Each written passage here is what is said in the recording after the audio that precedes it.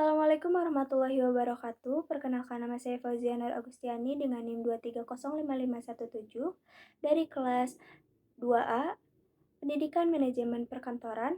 Di sini saya akan memberikan video edukasi mengenai pendekatan strategi dan teknik bimbingan dalam psikologi pendidikan dan bimbingan.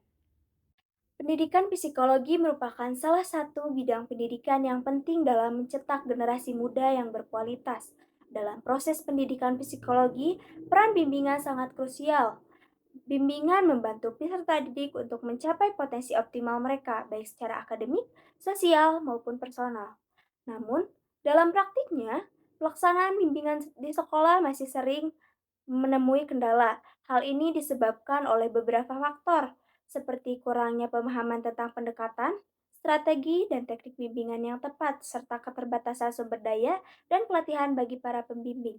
Oleh karena itu, diperlukan pemahaman yang mendalam tentang pendekatan, strategi, dan teknik bimbingan yang efektif dalam pendidikan psikologi. Video ini bertujuan untuk membahas pendekatan, strategi, dan teknik bimbingan yang dapat diterapkan dalam pendidikan psikologi serta membahas pula faktor-faktor yang perlu dipertimbangkan dalam memilih dan menerapkan pendekatan strategi dan teknik bimbingan tersebut.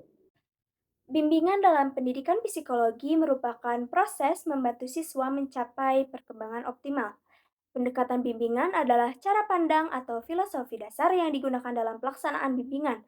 Beberapa pendekatan umum dalam pendidikan psikologi meliputi yang pertama, pendekatan perkembangan. Pendekatan perkembangan ini memfokuskan pada tahap perkembangan siswa dan memberikan dukungan untuk mencapai tugas perkembangannya. Yang kedua, pendekatan humanistik menekankan pentingnya aktualisasi diri siswa dan membantu mereka mencapai potensi penuh mereka. Yang ketiga, pendekatan behavioral memfokuskan pada perubahan perilaku siswa melalui teknik-teknik seperti reinforcement dan modeling.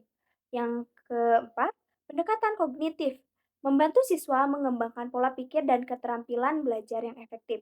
Dan terakhir, pendekatan krisis memfokuskan pada pemberian bantuan kepada siswa yang sedang mengalami krisis ataupun masalah akut. Selanjutnya terdapat strategi bimbingan. Strategi bimbingan ini adalah rencana tindakan untuk mencapai tujuan bimbingan. Beberapa strategi umum ini meliputi yang pertama bimbingan individual, counseling one-on-one untuk membantu siswa mengatasi masalah pribadi. Yang kedua, bimbingan kelompok. Kegiatan kelompok untuk membantu siswa mengembangkan keterampilan sosial dan emosional. Yang ketiga, bimbingan klasikal. Kegiatan di kelas untuk membantu siswa dalam bidang tertentu seperti perencanaan karir ataupun pengambilan keputusan. Yang keempat, bimbingan konseling, proses pemberian bantuan kepada siswa untuk mengatasi masalah psikologis. Dan yang terakhir ada bimbingan karir. Bimbingan karir ini membantu siswa dalam penjelajahan karir, perencanaan pendidikan, dan persiapan memasuki dunia kerja. Teknik bimbingan. Teknik bimbingan adalah metode atau alat yang digunakan untuk melaksanakan strategi bimbingan. Beberapa teknik ini meliputi yang pertama, wawancara membangun hubungan dan mengumpulkan informasi tentang siswa. Yang kedua, observasi. Observasi ini eh, dilakukan untuk memperhatikan perilaku siswa di sekolah. Yang ketiga, tes psikologi.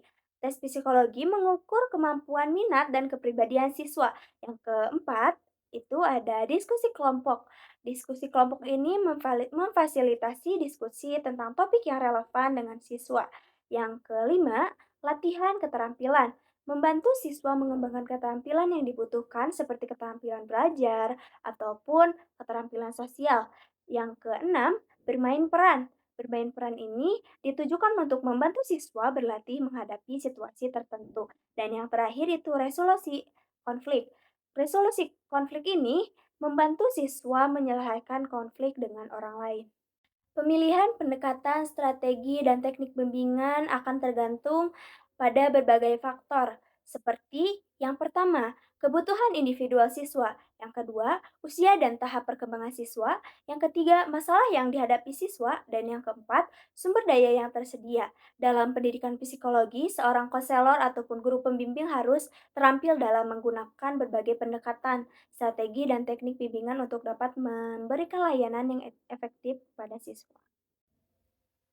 Sekian video edukasi dari saya. Mohon maaf apabila ada kesalahan. Wassalamualaikum warahmatullahi wabarakatuh.